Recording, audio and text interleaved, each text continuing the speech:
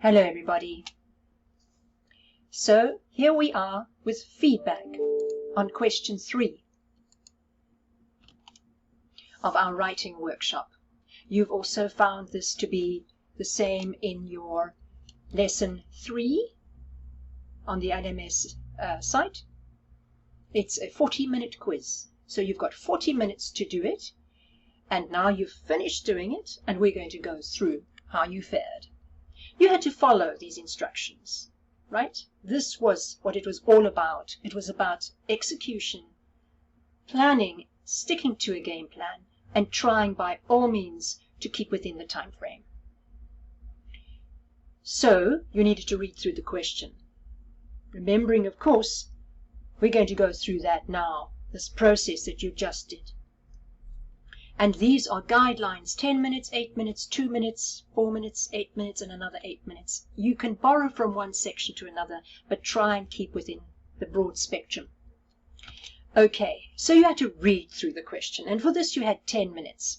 First reading is separate from creating a list of topics. Don't be too quick to just jump in there and to write things down, okay? Let the first reading literally wash all over you. Let it just settle, and then with subsequent readings you search for topics or sections, and you would begin to highlight and make an actual list of these. This particular exam was a godsend. This particular question, I should say. You had to create a list of all the topics to be covered. In this respect, it really was handed to you on a plate. As you can see here from the excerpt, straight from the question, you've been asked to draft an informative leaflet to union members explaining the scheme, its advantages, and how Union Life's products can be used to support the scheme. Couldn't be more simpler than that. A more detailed booklet and application forms are available on request. These are important things to bear in mind because in the end you're going to check that you've got all of this in. And these 4 bullet points really form the backbone of the topics that you're going to cover. Everything you need for the structure of the leaflet is there. How did you know that you had to provide a graph? You will see the sample solution, and in the sample solution you will see there's a graph. We'll cover that now. You will get hints in the exam paper if it's not explicitly stated. If there's a comparison, usually a table's very good for a comparison, but in this case, it's 2 mortgages, different types of mortgages and repayments, right? And they can be very well illustrated in a line graph. You see this line graph here. It's quite apparent. Interest-only mortgage, it's the same level payment throughout. The repayment mortgage, however, dips and becomes less. And then your cue for it was the outstanding loan profiles under each mortgage option. And really, you don't have the word count in this particular question to indulge in big explanations. It would be better to state it like this, and also as they have done in the sample solution with the table. Now, you had to create the title heading. Sometimes these are difficult, but you just have to bear something in mind. 3 things, basically. You have to bear in mind that your title has to give weight to, or give credit to, and value to the people that are involved, or the entities that are involved. Okay, whether that's a product, whether it's a bank, whether it's, in this case, it's a company, it's an insurance company. And here you will see that for the sample solution, it's the company that's providing the products, the fact that there's a deal. Now that's very important to put in a title. Special mortgage deals. And for your audience, Key Workers Housing Scheme. Okay. So that is, if you can, try and bring those 3 things together. Then you had to create the introduction or background, or opening paragraph, there is always the need to establish contact, to establish a relationship with the reader.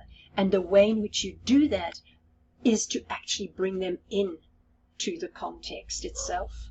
So here we have a perfect example of the title and subtitle being elaborated on in the actual opening paragraph or introduction. And then importantly as well, below the opening paragraph is this very, very critical point. All members of the Allied Teachers Union, ATU, are eligible to join the scheme. So this is an important message, and therefore it warrants being on its own. You will notice in the layout it does stand out. So context. Always provide context. There is always an opening for any document. Now you have to set out the paragraph headings. This you were given 4 minutes for because it's very obvious from the question itself, from the information you're given, how to go about this. Let's just have a quick squiz. Right? We got hints from the examiner. You could have modified these points and put them in your own words or enhanced them somewhat. But, you know, when you do that, you must make sure that you always keep the meaning. So let's see. What did the sample solution come up with? How does the scheme work? What mortgage options are available? What are the differences between the two mortgages? Then Union Life's products. And how are Union Life products combined with the mortgages? And what I should do next. Now, strictly speaking, all of these should be questions. Because if you have a leaflet, a brochure, a fact sheet, or a pamphlet, stylistically, you can't have a combination of questions and statements. In this particular case, it was almost forgivable because bigger sections were titled, but then the questions came beneath them. I, strictly speaking, though, stick to all questions or just statements. But let's just have a look. How does the scheme work? The mechanics of the government's key workers scheme. That came straight from the paper. What mortgage options are available? The mortgage options available, period. As well as the outstanding loan profiles under each mortgage option. Now, all of these came from those 4 bullet points, but this one, the Union Life's products, you had to get from the question itself. It's not always that the examiner is going to put it so nice and neatly there for you. The current suite of products comprises, and then there were 4 bullet points there. Not all of them needed to be put into the question, into your answer though. You will notice from the sample solution, because not all of them were relevant for this particular combining. And then, how are Union Life products combined? And straight from the examiner, how Union Life assurance products can be used to pay off the mortgage.